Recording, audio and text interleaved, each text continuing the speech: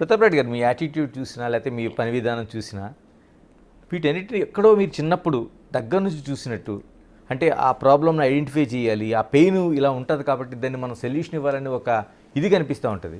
అంటే ఏమైనా ఉందా, ఆ సంబంధం ఏమైనా ఉందా? నిజంగా అండి, నాకు చాలామందికి నేను ఇంటర్వ్యూస్ ఇచ్చాను.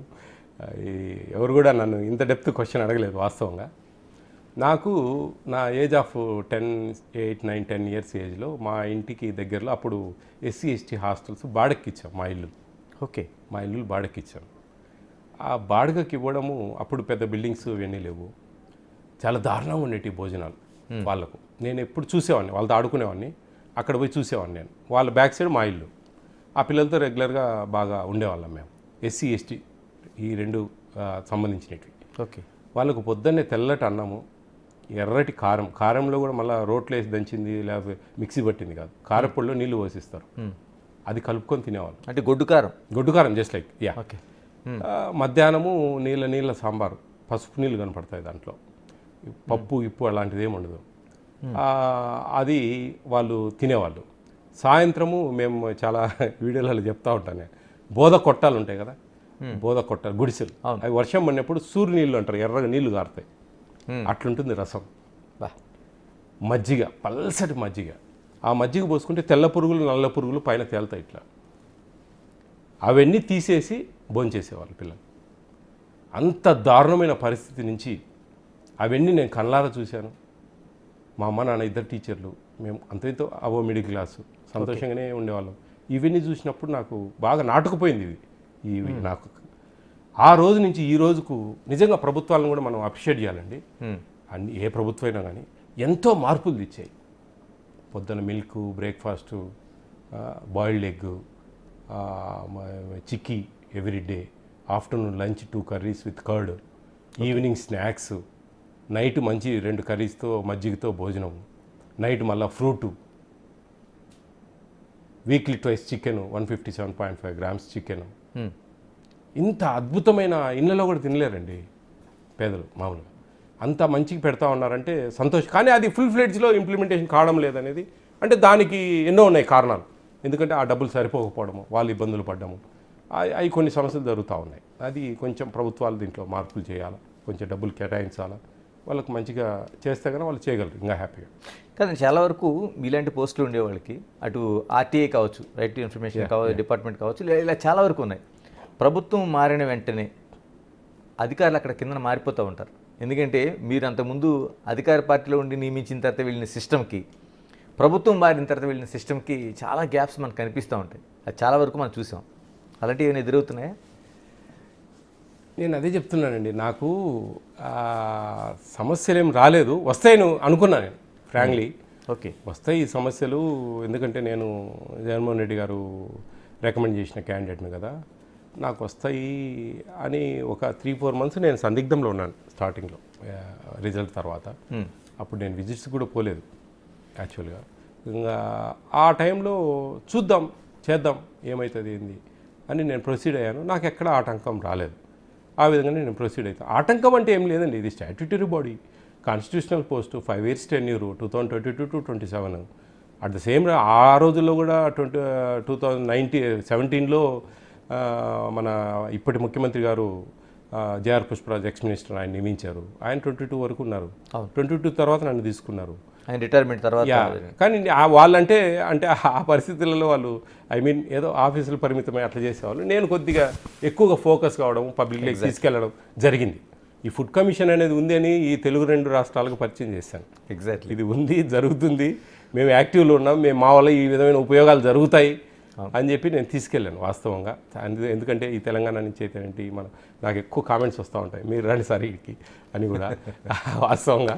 అయితే ప్రాబ్లమ్స్ ఏం రాలేదండి, రావు కూడా నాకు తెలిసి. ఎందుకంటే నేను కరెక్ట్గా ఉన్నా, నేను అవినీతి పరునో లేకుంటే కన్నా నేను ఎక్కడన్నా బాగా నీ ఇష్టం అండి, ఏ డిస్టిక్ పోయి నా గురించి ఎంక్వైరీ చేసినా, ఎక్కడ పోయి అడిగినా కానీ ఆయనతో పని కాదు, ఆయనతో జాగ్రత్తగా ఉండాలా అనే వర్డ్ తప్ప, ఆయన ఏం లేదు, ఆయన ఏం 10 రూపాయలు ఇస్తే తీసుకుని వెళ్ళిపోతాడు అనే వర్డ్ ఎక్కడ మీరు భూతంతం తీసుకుని ఎత్తుకినా దొరకదు. ఎందుకంటే అంత కరెక్ట్గా ఉన్నా, కరెక్ట్గానే ఉంటా. ఇప్పుడే కాదండి, రేపు ఏ పొజిషన్లోకి పోయినా కానీ నా మనస్తత్వం అది, నా తత్వం అది. అంటే కొంతమంది కడుపు నిండక తప్పులు చేస్తుండొచ్చేమో, కానీ నేను సంతోషంగా ఉన్నానండి, financially, mentally, physically. I'm very happy. నా పిల్లలు మంచిగా వాళ్ళకి ఇదే నేను నా పిల్లలకు ఎక్కడైనా పోవాలన్నా కానీ వాళ్ళు కూడా కొంచెం ఫుడ్ కమిటీ చైర్మన్ విజయప్రతాప్ ఆయన మంచి పేరు ఉంది, ఆయన కొడుకులుగా మేము కూడా మంచిగా ఉండాలా, ఎక్కడ తప్పు చేయకూడదు అనే వాళ్ళకి ఆటోమేటిక్గా ట్యూన్ అయిపోయారు వాళ్ళు.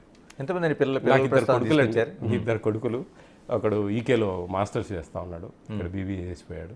చిన్నోడు కూడా మాస్టర్స్ చేస్తున్నాడు బెంగళూరు జేఎన్డీఎండి ఇంటర్నేషనల్ కాలేజీలో, విఎఫ్ఎక్స్ వాడంతా ఇది దీని మీద. పెద్దోడు బిజినెస్ దాని మీద చేస్తూ ఉన్నాడు, 1 year అయిపోయింది. వాడు చాలా చాలా కేర్ఫుల్గా ఉంటాడు పెద్దోడు. చిన్నోడు అసలు నన్ను వాడుకోడు, ఎక్కడ కూడా చెప్పండి నా పేరు. ఓకే. పెద్ద అబ్బాయి అయితే ఆటోమేటిక్గా వాడు కొంచెం చెప్తాడు, చెప్పినా కష్టమేలేండి, చెప్తాడు, జాగ్రత్తగా ఉంటాడు, ఎక్కడ కూడా పొరపాటు చేయడు, చాలా కేర్ఫుల్గా ఉంటాడు. మా డాడీకి ఎక్కడ చెడ్డ పేరు వస్తుంది, మా వల్ల రాకూడదు, మేము కూడా మంచిగా ఉండాలా అనేది ఫస్ట్లో కొంచెం అటు ఇటు ఉన్నారు. అంటే ఐ మీన్ మేము పెద్ద ప్రౌడ్గా ఫీల్ అయ్యేవాళ్ళు. తర్వాత వాళ్ళకి అర్థమైంది నా మెంటాలిటీ బాగా అర్థమైంది దగ్గరగా. అట్లా వాళ్ళు కొంచెం జాగ్రత్తగా ఉంటారు. ఎస్. ప్రతాప్ రెడ్డి గారు, ఇప్పుడు మీరున్నది ఒక కాన్స్టిట్యూషనల్ సంబంధించిన పోస్టు, దీన్ని పొలిటికల్ రిక్రూట్మెంట్ ఏంటి అనేది చాలా వరకు విమర్శలు మనకు వినిపిస్తూ ఉంటాయి. మీది ప్రత్యేకంగా భవిష్యత్తులో ఎలా ఉండాల్సిన అవసరం ఉంది, ఇది కరెక్టా కాదా? అంటే పొలిటికల్ రిక్వైర్మెంటేనండి ఇవి. ఇప్పుడు ఫుడ్ కమిషన్ కానీ ఏ కమిషన్స్ అయినా అప్పుడు సీఎంగా ఎవరు ఉంటారో వాళ్ళే రికమెండ్ చేసి నియమింపజేస్తారు. అంటే ఈక్వల్ టు మీది ఒక హైకోర్టు జడ్జి స్థాయి పోస్టు. ఎందుకంటే అంతకుముందు మీరు పార్టీలో తిరిగారు, అంటే రేపు పొద్దున వైసీపీ కావచ్చు, లేకపోతే తెలుగుదేశం కావచ్చు. అది ఇటువంటి పోస్టుల్లోన అంటే రాజ్యాంగానికి సంబంధించిన ఒక పోస్టుల్లో ఇలా పార్టీలో ప్రత్యక్షంగా సంబంధాలు ఉండేవాళ్ళు ఉండటం అనేది మీ ఆలోచన ప్రకారం ఎలా అనిపిస్తుంది? ఇది ఒక ట్రెండ్, అది అంతేనండి. మొత్తం ఈ ఆంధ్రప్రదేశ్ మొత్తం మన భారతదేశంలో ఈ food commission, for example food commission తీసుకుందాం. ఫుడ్ కమిషన్లు అన్నీ కూడా 2017లో ఫామ్ అయ్యాయి. ఓకే. ఫ్రేమ్ చేశారు వాళ్ళు. కేంద్రం ఏంటంటే మేము ఇస్తున్న పార్ట్నర్షిప్లో ఇస్తున్న ఉచిత ఆహారం మీద మాకు ఒక కమిషన్ ఏర్పాటు చేయండి అని చెప్పడం జరిగింది. అప్పుడు ఎక్కువ శాతం కమిషన్స్లో ఐఏఎస్, ఐపీఎస్ రిటైర్డ్స్ను వాళ్ళని పెడతా పోతూ ఉంటారు మామూలుగా. కొన్ని పొలిటికల్గా కూడా కొంచెం రిలేషన్ ఉండేది. ఇప్పుడు ఫర్ ఎగ్జాంపుల్ ఫుడ్ కమిషన్ ఈ కొంచెం గ్రౌండ్ లెవెల్లో పొలిటికల్గా టచ్ ఉన్న వాళ్ళు అయితే కనుక బాగా చేయగలరు అనే ఒక అంతకుముందు 2017లో ఎక్స్ మినిస్టర్ జేఆర్ పుష్పరాజు గారు అపాయింట్ అయ్యారు. ఇక్కడ తిరుమల రెడ్డి గారు ఫస్ట్ అపాయింట్ అయ్యారు. దాని తర్వాత ఇప్పుడు గోలి శ్రీనివాసరెడ్డి గారు ఉన్నారు. ఇప్పుడు వాళ్ళంతా పొలిటికల్ బ్యాక్గ్రౌండ్ నుంచి వచ్చిన వాళ్ళే వాస్తవంగా. అట్లా కొన్ని స్టేట్లలో రిటైర్డ్ ఐఏఎస్లను వాళ్ళని తీసుకుంటారు. వాళ్ళకి టెన్యూర్ తక్కువ ఉంటుంది. మాకు 5 years tenure, 60 which one earlier 65 years are 5 years. వాళ్ళు 62, 63లో అపాయింట్ అయితే 2 years వర్క్ చేసి వెళ్ళిపోవాలి.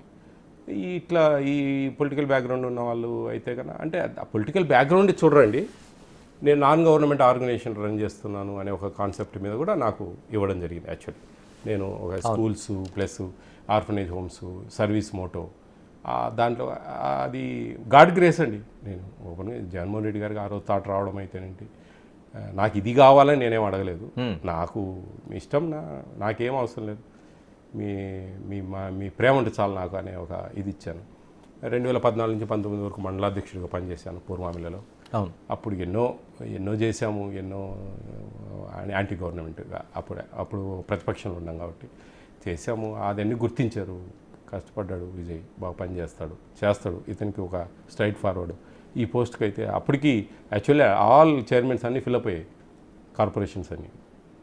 అదే ఎందుకో మరి దేవుని దయ కృప అనుకుంటాను నేను. నా కోసమే ఆగింది అది. ఆయన ఆ టయానికి ఆయన విజయ్ అని చెప్పి చెప్పడము, నా వల్ల చాలామందికి మేలు జరుగుతుంది అనే కాన్సెప్ట్ అండి. నాకు జరుగుతుంది ఇది కాదండి. నేను ఒక వార్డు మెంబర్ అయినా, ఒక మండలాధ్యక్షుడైనా, ఇంకా ఫ్యూచర్లో ఇంకేదైనా మంచిగా పోకున్నా నా పని నాదే. నేనైతే 10 మందికి మేలు చేయాలా నిస్వార్థంగా అనేది నా కాన్సెప్ట్ అండి. ఇలా మీరు కట్టి కాలే వరకు జగన్మోహన్ రెడ్డితోనే జర్నీ అనేది మీ పొలిటికల్ స్టేట్మెంట్. రాజకీయాల్లో సాధ్యమేనా? ఒకరితో నాకు అనవసరం అండి. ఒక చిన్న మండలానికి సంబంధించిన వ్యక్తిని నేను ఈరోజు ఒక స్టేట్కి తీసుకొచ్చి నన్ను పెట్టారు. ఆయన పెట్టడం ఒక ఎత్తు అయితే, నేను ఈ స్టేట్లో కరెక్ట్గా చేయడం అనేది నా మనస్తత్వము, నా మెంటాలిటీ, నా యాటిట్యూడ్. ఆ విధంగా నేను చేయగలిగాను. ఈ పొలిటికల్గా సాధ్యమేనా అంటే నా విషయంలో సాధ్యమండి, నా విషయంలో సాధ్యం. ఒకరితో పార్టీలు మారడము, ఇంకొకటి ఎన్నో ప్రెజర్స్ ఉంటాయి, ఎన్నో జరుగుతూ ఉంటాయి. నేను అది మనసులో పెట్టుకోవాలి కదండి.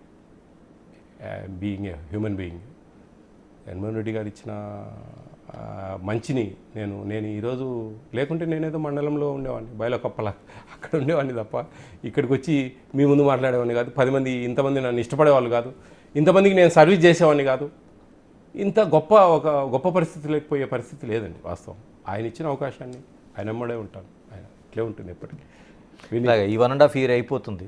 అయిపోయిన తర్వాత విజయప్రతాప్ రెడ్డి గారి భవిష్యత్తు ఏంటి? It's not in our hands అండి, అది దేవుని దయ. ఎట్లా జరుగుతుంది ఏంది అనేది నన్ను ఉపయోగపెట్టుకుంటే ఉపయోగపడతాను, లేదంటే నా పరిధిలో నేను ఉపయోగపడతాను.